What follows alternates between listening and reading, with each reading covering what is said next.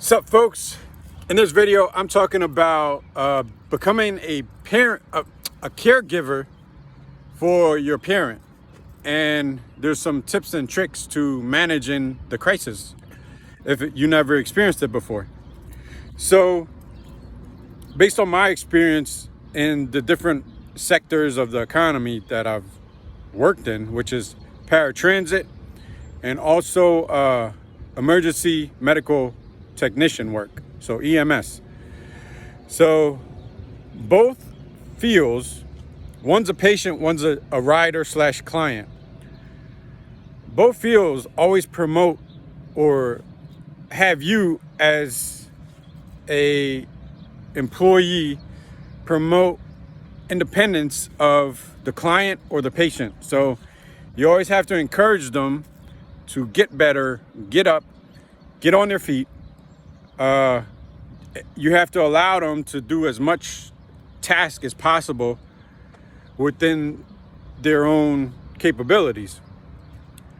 So when you become a caretaker for your parent, in my case, it would be my pops, my father. He is a very independent guy. And it's like he's independent with his finance and also his physical capabilities.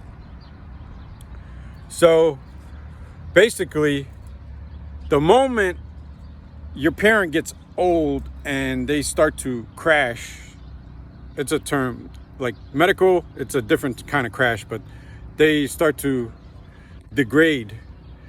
So the moment that happens, somebody has to step up and be there for them, right? So it's a tricky process.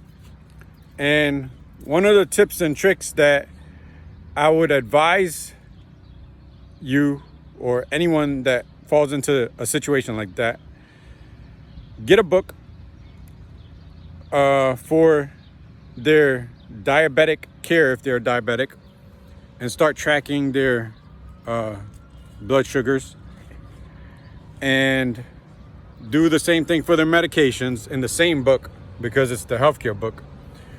Write down allergies. You could also write down a list of their meals, the things that they like to eat in that same book. So you could do medical in the front and I guess like food in the back. The other thing is, it's good to start taking pictures and putting it in like a file or in a book or in like a picture book, a photo album situation, but on paper, not in the computer system. Or you could do both, but what that does is you always have like every single item that they like or they need or they're used to using, so you don't make any errors when you go do their food shopping and stuff. So I made a couple errors with my dad. I kept buying the wrong thing, and then I was like, damn, I should like start using a picture book. But Trump fucked up the economy. I'm broke as shit, so I gotta figure it out. So the next thing is their strength and capabilities. Now, the entire time, you're probably going to be feeling scared, like, oh shit, like I don't want nothing to happen to my parent. And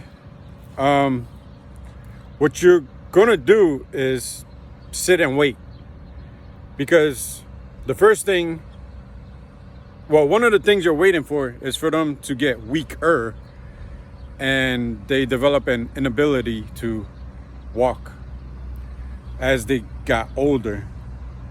So the moment they fall or start falling, that's when you gotta like figure out what's next.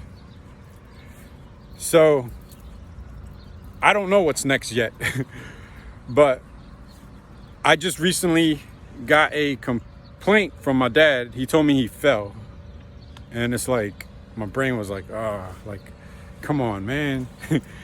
Like, don't say this to me right now, yo. Like, but yeah, he was feeling weak and he fell, and so basically what I plan on doing is to monitor him and see if the condition improves or gets worse, because then he's not going to be able to like get up and cook anything.